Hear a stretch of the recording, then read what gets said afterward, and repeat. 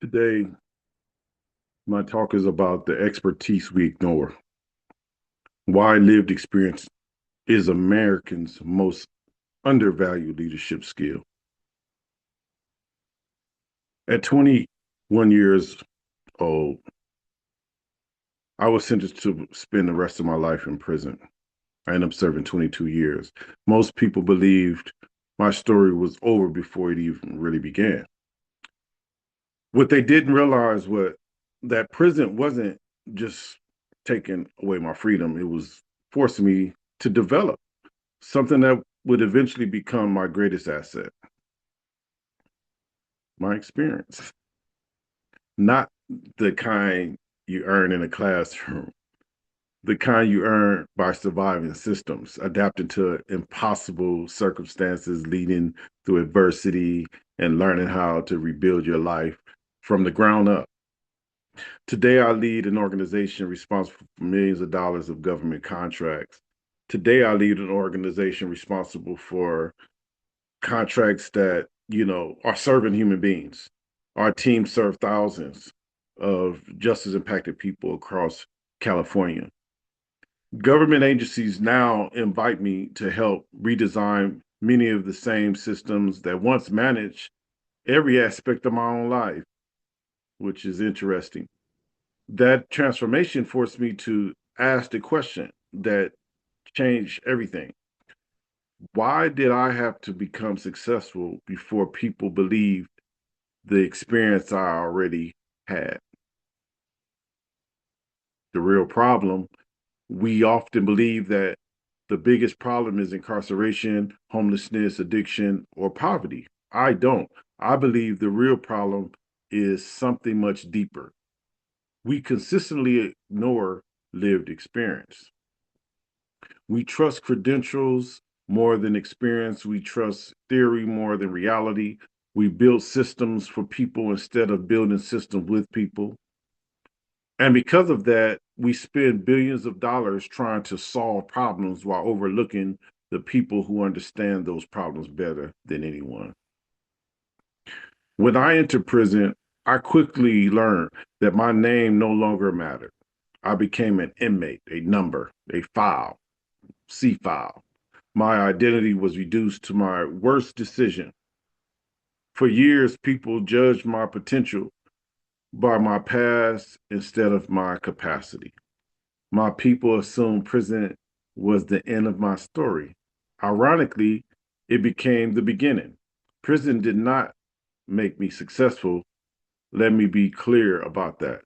But inside one of those hardest environments imaginable, a maximum security prison, I learned lessons that many executives spend decades trying to master: discipline, consistency, communication, emotional control, accountability, faith. My Islamic faith gave me structure when life felt chaotic. It taught me that leadership begins with leading yourself, the inner soul, the inner self. Long before anyone trusted me to lead an organization, I had to learn how to lead my own mind. When I came home, many people still only saw my criminal record. I saw something different. I saw an opportunity, not simply to succeed, but to improve the systems that has shaped my own life.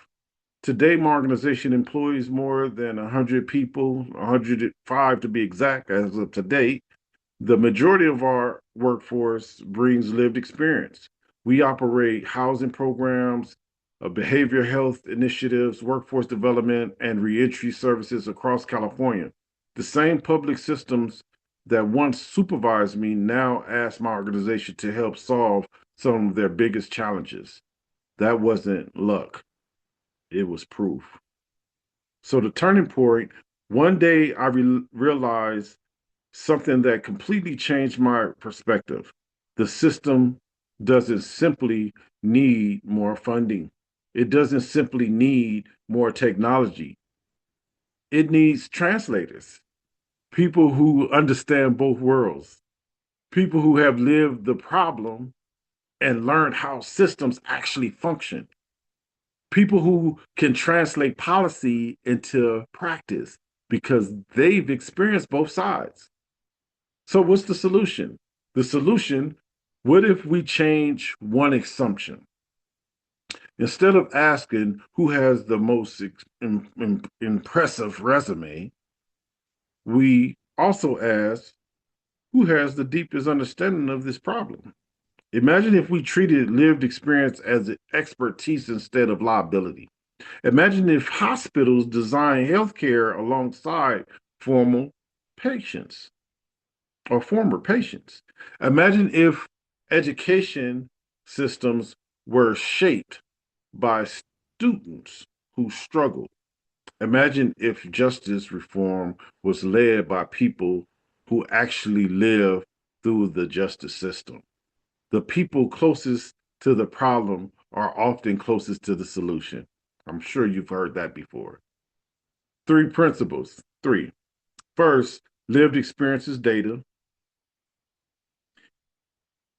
It isn't an anecdote. It is evidence collected through real life.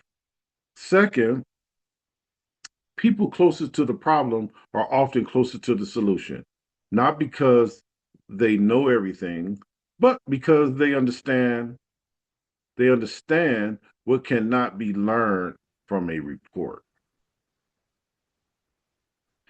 Third, leadership is not providing you've never fallen or proving that you never fallen. Leadership is proving you've learned enough from falling to help someone else. Connecting to the future, today people ask me about artificial intelligence. I believe AI will transform almost every industry. But here's what AI cannot replace: wisdom, empathy, perspective. Artificial intelligence can process millions of documents. It cannot replicate experience earned through surviving hardship. The future belongs to organizations that combine technology with authentic human wisdom, not one or the other, both. So, closing, when I entered prison, people saw a criminal. When I came home, people saw a risk. Today, many people see a CEO. But here's the truth: I've always been the same person. The only thing that changed was who finally decided my experience had value. So here's the question I want to leave with you: how many extraordinary leaders are we overlooking because their expertise doesn't fit our traditional definition of credibility? Imagine what becomes possible when we stop asking people to overcome their past before we value their experience, and instead recognize that sometimes the very thing society tries to erase becomes the wisdom capable of changing it. Thank you.